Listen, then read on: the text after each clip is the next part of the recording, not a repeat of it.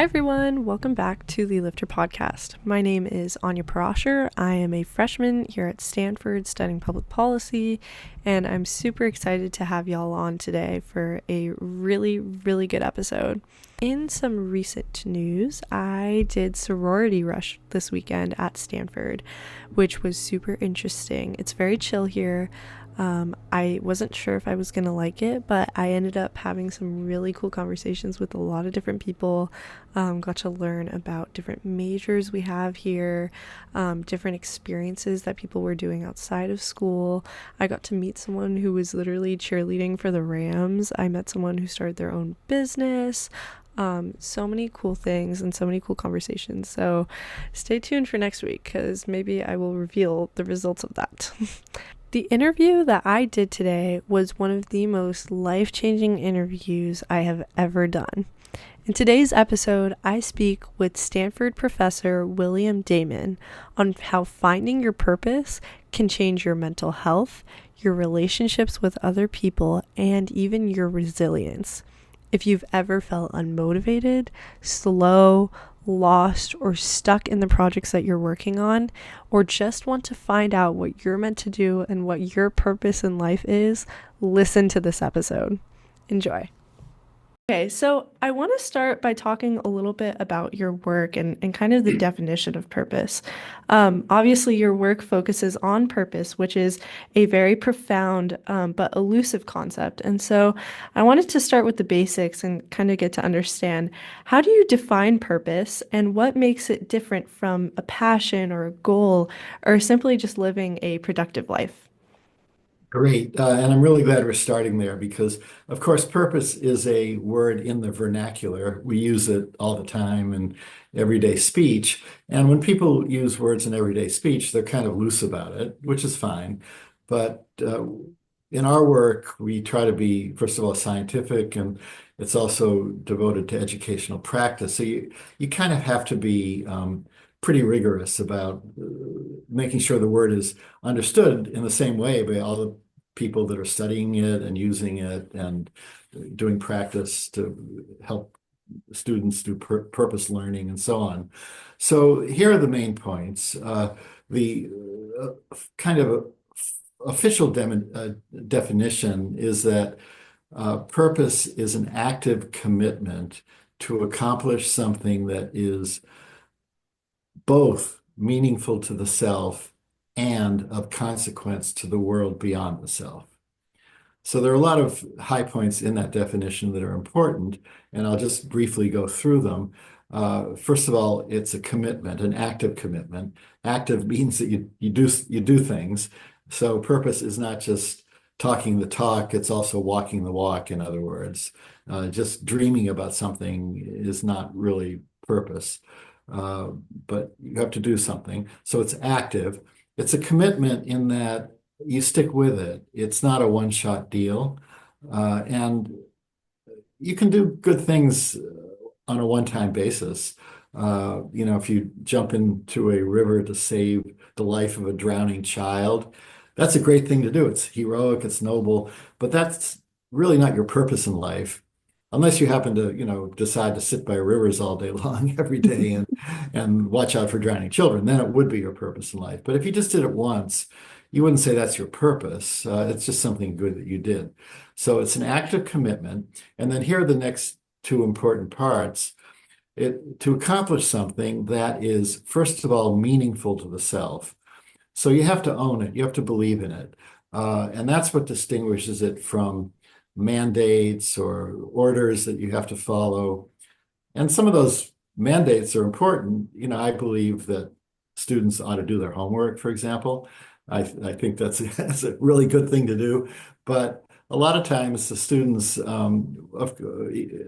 don't really buy into it or don't enjoy it, or they still have to do it, and they should learn how to read, write, and do all the things. But unless they really believe in it, it's not a purpose. It's just something that they should do, and they should do it. But it's not your purpose to do. You're not being purposeful if you're learning how to spell words and you find it really boring. You're just doing it because you have to do it. So it has to be meaningful. You have to really buy into it. And then finally, and this is the last part, and it's important, uh, it's not only meaningful, but also there's something beyond the self about purpose, that you're contributing something to the world. And it doesn't have to be altruistic. It doesn't mean that to be purposeful, you have to be charitable, although that is one way of being purposeful for sure. But it can be, for example, artists or scientists are very purposeful. Even sometimes they're not really trying to please people. We have musicians that we've studied that uh, they do some strange esoteric kind of jazz, and you ask them, "Do people like this?" And they say, "I couldn't care less if they like it. You know, I'm improving the music, the domain." So they're not being altruistic, but they're purposeful because they're dedicating themselves to the music. A lot of scientists are like that, like this too. They're studying, black holes in the universe or something that nobody ever knows what use will ever come of that, but they're fascinated by it and they're contributing to science. So anyway, purpose needs to have some transcendent or other-oriented quality that it contributes to something beyond the self. And it's not just all about me. So when you put all those criteria together in a definition, it distinguishes purpose from passion, because purpose is not always passionate. If you're working hard to develop your abilities, it can be frustrating or boring. So it's not always passionate. Uh, there could be a lot of drudgery in it. So it's not passion. It is meaningful, but it's not only meaning, because I can go to a movie that I find very meaningful. In fact, I just saw one the other night that I thought was really meaningful. The new Bob Dylan bio movie. I thought that was very meaningful, but it wasn't my purpose. I just enjoyed the movie and I thought it was meaningful. So it's more than meaning. It's different than meaning. It's different than mandates. It's different than passion. It's different than dreams, because you have to be active to be purposeful. So it's its own thing. There is no other word that captures all those things. And it's very important in science and medicine and other fields to have every word just mean one thing and not mean a whole bunch of different things, and have every one thing just have its own word. In medicine, you want penicillin to always mean penicillin, or you don't want kidney to mean spleen, because if you went into surgery and the doctor thought they were both the same thing, that would not be good. So that's what purpose is. It's its own capacity in life. That's super helpful. I think some of the things you described as like a continuous action or really, even having an impact outside of yourself. That's really, really helpful to understand what it means, because I don't think I've ever, I think it's very easy to use these words in kind of a more casual context and not really Sure. outside of that. And I kind of And want to that's tie fine. this. When people use words in the vernacular, it's fine. They can, have all kinds of associations. But if you use it in science or in education or something like that, you should be careful about what it means and have it always mean the same thing. Got it. I want to tie this back to your own career and ask if there was a specific moment early in your career, or even in your personal life, that made you realize how critical the purpose is to human development. And does this come from something you've observed or experienced or studied? Yeah. So I'll give you two answers, one personal and one professional in terms of what I studied. My personal example is when I discovered myself the power of purpose. It was way back in the ninth grade, and I was a really very mediocre student and found no interest in anything in the classroom. But I started writing for my school newspaper uh, because I did love sports and I was too young to be on any of the teams. So I got to hang out with the sports teams and go to the games. And I wrote an article. They assigned me to the least interesting game in the school because I was a terrible writer. But it was an interesting story of how a group of Hungarian children came over and had their own little soccer team and played against our ninth grade team. And after the game, I hung around the kids, these Hungarian kids, and they talked about how happy they were being in America and their hopes for freedom and all these wonderful things. And I wrote that article for my school newspaper. And that's when all my friends read the article. They said, wow, we never knew about any of this. What a cool story. And that's when I realized that I could actually do something in my life that would be contributing something. And that's when I got purposeful and I learned how to write and I became a better student. And that's how I kind of started on my road to doing research and writing about it and that kind of thing. So that was a long and winding road, but that's where it started. And so that was my own introduction to purpose. And professionally, in our research, uh, we did a study back when I just started getting interested in purpose, and it was before I even understood the word. I'd say it was about 20-ish years ago, or maybe even 20 to 25 years ago. I was doing a study with some collaborators on people doing, quote, good work in a whole bunch of different fields, including medicine, law, engineering, and so on. And very quickly, what I noticed that they all had in common was that they were all able to articulate the good workers. We had a whole bunch of workers, but there were only some of them that we really thought were really good, uh, uh, totally excellent, ethical on every dimension. And the ones that really were high on all these dimensions, all were able to articulate in a very clear way what the mission of their field was. In other words, the journalists could talk about giving people information they needed, true information they needed to live their lives and make good choices. The medical, the doctors were all able to talk about health and how much they cared about the human condition. And that's what made them stand. And the law people talked about ethics and justice and the rule of law. The engineers talked about building bridges in a way that's careful and they wouldn't fall down and that kind of thing. And so I was very struck that they all had this one thing in common, which is that they really believed in the mission of their field. And then I thought, well, what is that psychologically? What's the psychological equivalent of a mission of a field? You know, like medicine has a mission about health, but what's the psychological equivalent? Well, that's where I came to on the word purpose, that in our lives, we all have personal missions, and those personal missions are our purposes.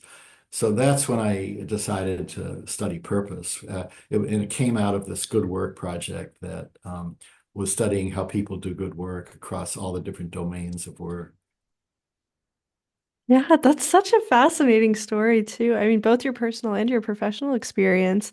I think even with the professional one, it's a really cool analogy that you use there about how people in their work, have this sense of purpose that drives their research or whatever they're doing. Um, but I think we don't always think about that on the more, personal level. Right. So that's a really fascinating way of thinking about it. Yeah. Um, yeah, I wanted to ask too, you mentioned your research, and in your research, you found that only 1 in 5 young people have reported having a strong sense of purpose. And so I wanted to ask, why do you think it's difficult for people, especially for younger people and adolescents, to really discover their purpose in life? Yeah, well, you're right, but that our research shows about 20% of people between the ages of 12 and 22 have full purpose. But I would underline the word strong or full because uh, a whole bunch of, a lot of the other young people have elements of purpose. So they're on their way. And it's not so, if you think about it, it's not that surprising that it takes a long time for most people, for almost all people, to really figure out what their life path is and should be. What kind of a person do I want to be? What do I want to dedicate my life to? And I don't think people should expect that this is going to happen for most people by the time they're adolescents. Uh, Purpose is something you grow into. And there are lots of fits and starts along the way, a lot of false starts. You try something out. Oh, I want to be a filmmaker, let's say, or something like that. And then you find, I don't pick that arbitrarily because a lot of young people from almost every high school in our country hope to be, there are half a dozen people in every high school that want to be the next Steven Spielberg, for example. And that's not realistic. Hollywood doesn't need, I don't know how many people that would be, thousands and thousands of Steven Spielbergs, but you have to figure that out. And a few of them will do that. But there are a whole bunch of trial and error experiences along the way. And this can go on right up, well, even past the 20s. It can go into most people don't really start really moving until the mid to late 20s, I would say, in our society. Some do, and as I said, 1 out of 5 have figured it out earlier. But I'm not at all surprised that purpose is a very gradual, slow achievement that takes a lot of experience with, do I really enjoy doing this? Am I good enough at doing this that I should commit myself to it? Is this interesting to me, or will I burn out and get bored? And figuring that out in this very complicated world with all the choices we have takes a while. And so I always tell young people that come to me, or parents especially, that come and say, "Gee, my 20-year-old doesn't seem very purposeful." I say, "What's the rush?" It's as long as there's forward movement, as long as there's trial, error, hope, confidence, trying stuff out. Um, I would not expect most people by the early 20s to have full purpose. Elements of purpose, yeah, partial purpose, but not full purpose. Yeah, I want to keep talking a little bit more about this timeline. One of the more fascinating aspects of your research as well has been how purpose can evolve over a lifetime. And so I wanted to ask if you've ever encountered people who maybe their sense of purpose took an unexpected turn later on in their life, and what does that tell us about the adaptability of purpose? Oh yeah. Well, great. That's a good question. Also, because um, uh, purpose is kind of a lifelong quest in a sense, in that our lives change, and so a lot of the things we're purposeful about early in life no longer are part of our lives that much. And that happens big time to folks my age or people in midlife because, for example, you may have children who you're very dedicated to on a day-to-day basis. Make sure they get to school on time, stay out of this, don't get hit by traffic on the street. I mean, there's all kinds of things that you need to do as a parent that keeps you very busy. But then guess what? The kids go off and move out of the house and do something else. Maybe they go to college, maybe they get married, maybe they uh, go live in a whole, and you're still purposeful about them in a sense, but hopefully not on the same kind of day-to-day obsessive basis as when you were their parent when they lived at home. And so you need to find something else. Or also people my age start retiring by the mid 50s or early 60s or mid 60s or late 60s.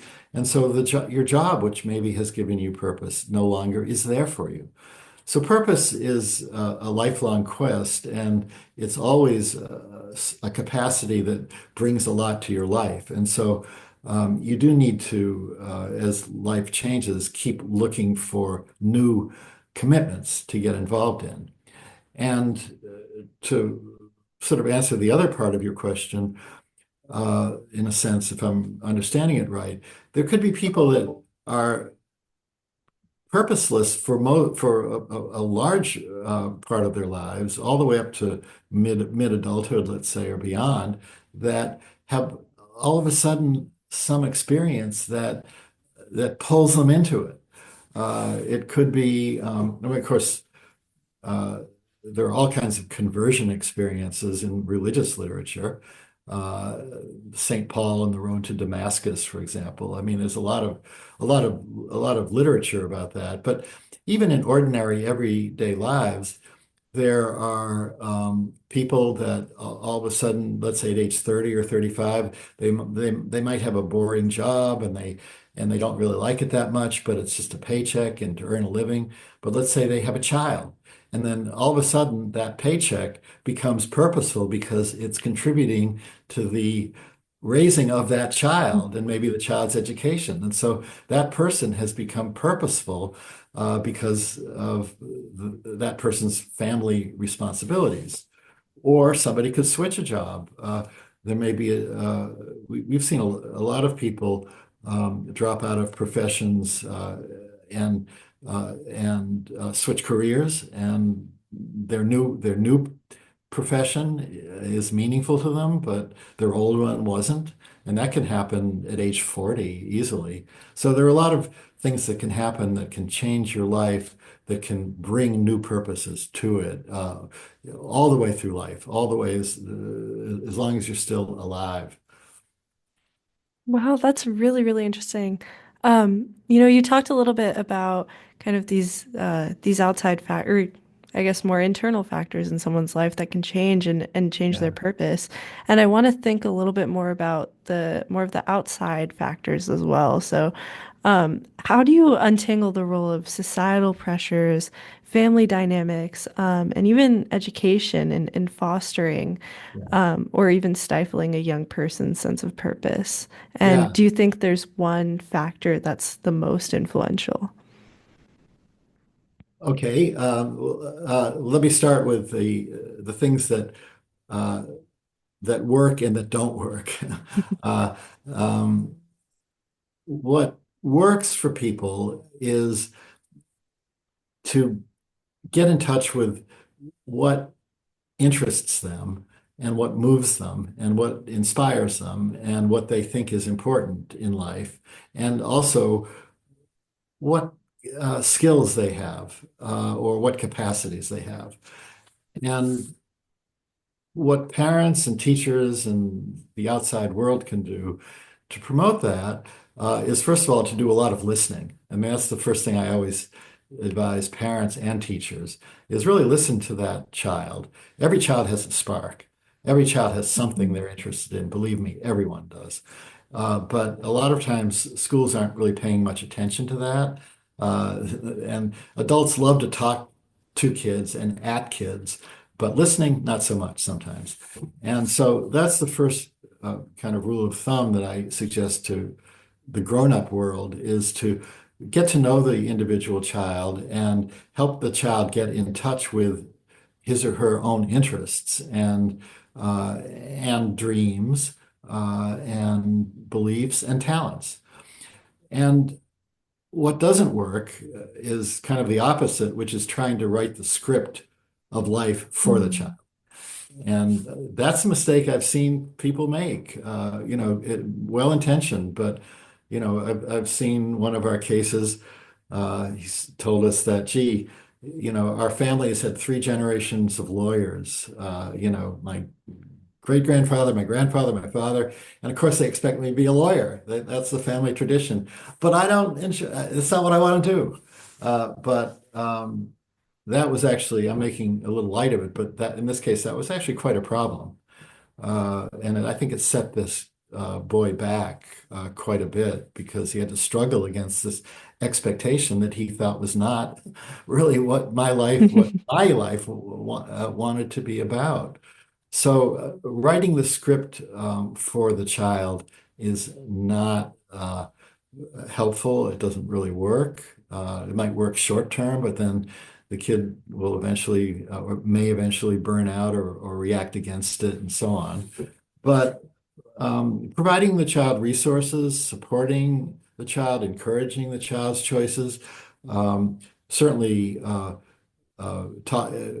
being sure the child's not doing something destructive. So kids do need guidance about that if they're going to get themselves in something antisocial or some trouble or something like that, for sure.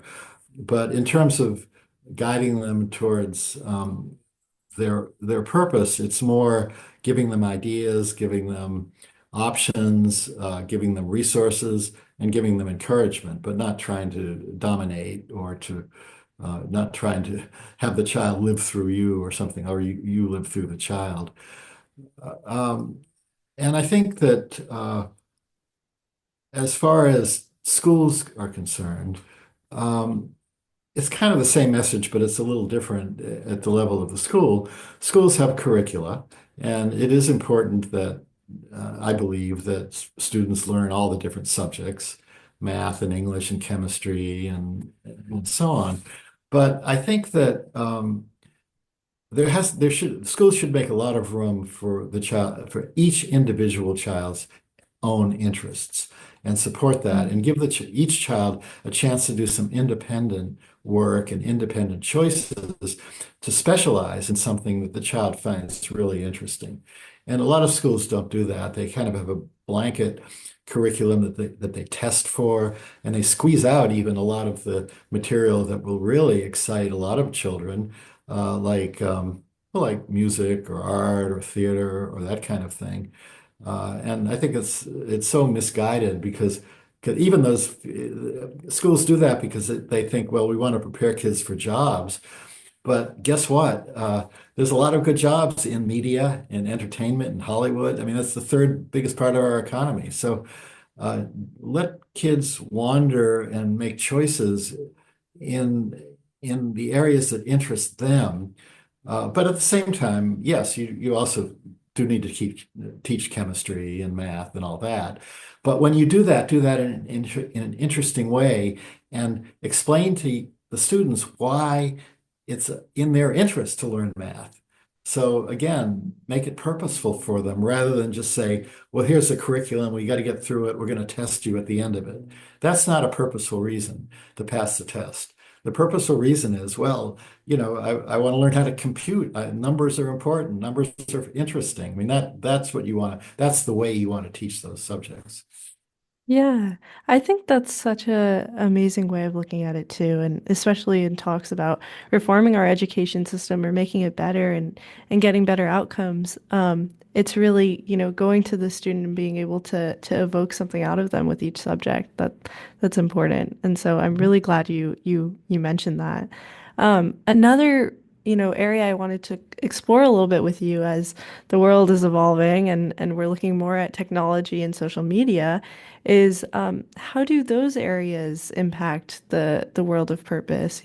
I see a lot of influencers and younger people who are finding their path through social media, but on another hand, it can be a little bit distracting and maybe harmful for some. So I wanted to kind of get your takes on that.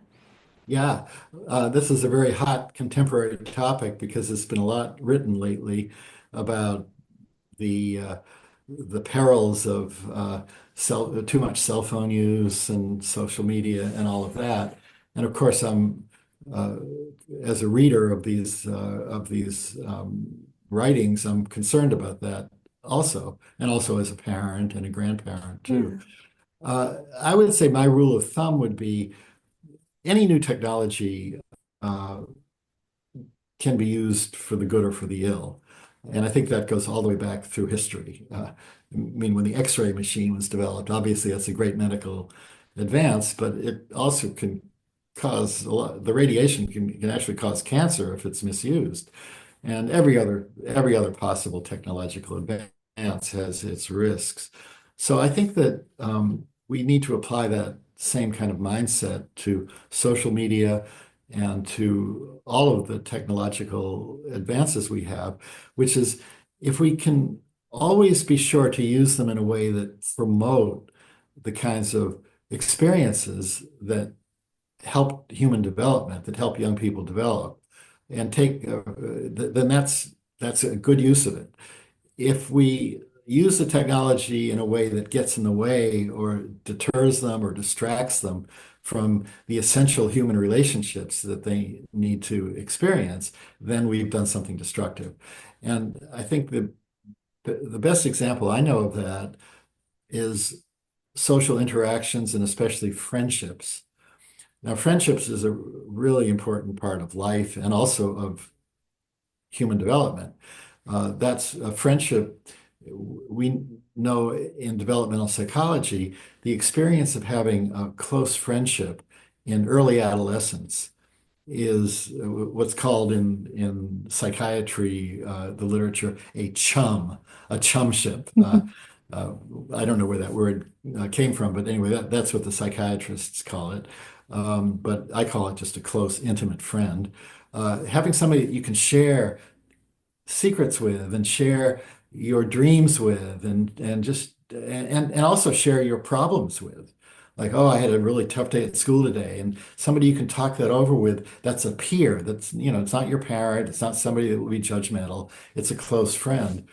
That is an extremely important experience for everyone to have.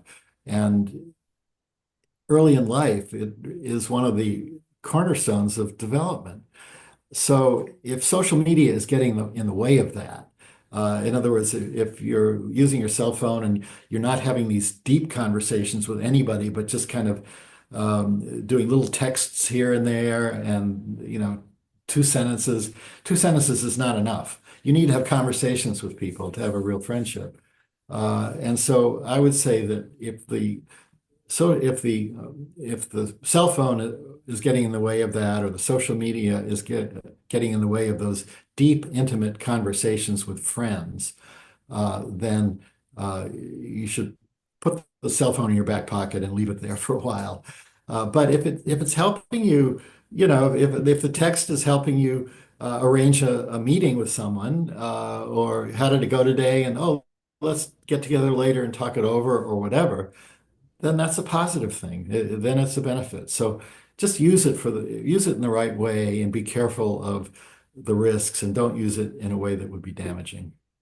Yeah, I think it's something that's been on my mind a little bit too. I recently I deleted a lot of my social media and I've been trying that out this week. So something that I've been thinking about. But Good. another thing I wanted to talk about related to that is the idea of well-being. And so there's a lot of correlation, I guess, that's been talked about between social media and well-being, but also this idea of purpose too, and something you've researched as well.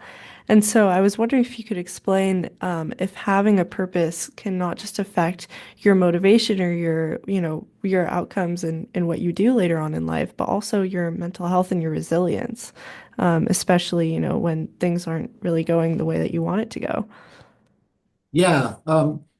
Well, that's a deep and good question. And the purpose, the whole purpose, um, uh, literature, the kind of the original landmark writings on purpose were actually written by a psychiatrist back in the mid 20th century. And it was Viktor Frankl who wrote a book called Man's Search for Meaning, a famous book. And that was that was actually quite a bit before people finally started, like me, started doing real empirical research on this. It was a book about his own experience coming out of a camp that he was imprisoned in World War II, and then how he endured that and how he found resilience. And basically, his point, the book was written in German, and he said it's because I had a Zweck, Zweck, which in German means purpose. And he had a purpose of creating a manuscript and a new vision about psychiatry. And he held on to this all through his years in the camp and so on, and then later published it. And his brilliant writings were really what was the foundation of the field of both of purpose and even the kind of field of positive psychology, which is this idea of building on your strengths. So, right from the beginning, writings on purpose have pointed out how it's a strength, purpose gives you the capacity to be resilient under very adverse conditions. And then more recently, when psychologists such as me started doing empirical research with not just one case, but thousands of people, um, the findings were indeed that purpose is associated with a lot of mental health benefits, and including resilience uh, after trauma, but also positive attitude, achievement, motivation, energy. A lot of that research was not done in my lab at Stanford. It's been done by psychologists in other parts of the country. Uh, I think the main body of research in this area is done by a fellow named Patrick Hill at Washington University in St. Louis, and Anthony Burrow at Cornell University. So they're the ones that have published most of these normative studies about purpose and well-being. But I've written about, and I quote from those studies, and I will, in a theoretical sense, what I've written about points out that one of the reasons that purpose is so helpful to mental health is that it prevents against self-absorption, which is a real mental health risk. And you remember when I offered a definition of purpose, the last criterion was something you're trying to accomplish something of consequence to the world beyond the self. So there is a beyond the self orientation to people who are purposeful. And that deters the sense that, oh, it's all about me. I gotta worry about myself all the time. I've got to see, am I getting ahead? Am I doing this? Me, me, me, me, me. And actually, that attitude, even though it sounds like it's self-protective, actually turns out to be a pretty serious mental health risk because you end up being anxious and worried about yourself all the time. And Yeah. it's much better for your mental health to be dedicated to something beyond the self, where you just get into that and you forget about all your worries and fears and dreads and depression and all that stuff. And I will point out also one of the theology books that was written not too long ago, about 20 years ago, called The Purpose-Driven Life, which is a famous um, theology book written by a pastor, Rick Warren. It has one of the great first lines in literature in it, I think. The first line of the book is, "It's not about you." Uh, and that was a great line. And that's what purpose is not about you. It's about what you're dedicated to, what you're committed to. And then the secondary benefits come back to you very much. But Mhm. that's you're not doing it because of that. You're doing it because you are trying to accomplish something you believe in. Yeah, that's such an amazing message. And as we kind of wrap it up, I want to end on asking you, for any listeners who might feel unsure or stuck about what their purpose is, maybe, kind of like you've mentioned, they're chasing these external rewards or they just don't know what they're interested in. What do you think is the first step that you would recommend they take to kind of begin uncovering what is their purpose? Yeah, let me give you two quick steps. One is stay patient, be patient, and don't worry about it, and don't be in a rush. So that's the first message: is uh, uh, don't go frantically looking for purpose as if you're going to suddenly wake up tomorrow and quote find it, as if you were finding a treasure chest somewhere. Just be patient and let yourself grow into it. And the second thing, which is how to do that, is try committing yourself to something that you believe in, something that is beyond the self, that contributes something to the world, and try it in a bunch of different areas. There's an infinity of areas in life that you can do that in. If you like music, you can play music for people. If you like poetry, read poems. If you like painting, paint a picture. If you like math or computers, build some programs, or do whatever it is that or sports. Be the captain of a sports team and help everyone practice. But anyway, do a bunch of stuff and try things out and then think about what does this mean to me and the kind of person I want to be. And Hmm. take your time, be patient, and let all those pathways register, reflect on them, and grow into the ones that really seem to be authentically what you would like to become.